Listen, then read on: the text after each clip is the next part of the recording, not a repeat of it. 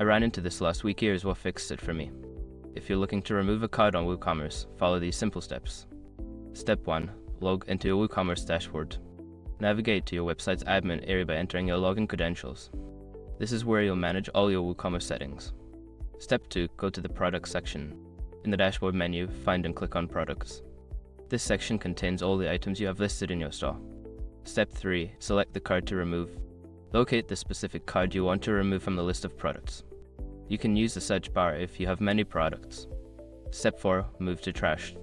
Before starting recovery, use the srock.com link in the description to open the account recovery checklist generator and make sure your verification details are ready.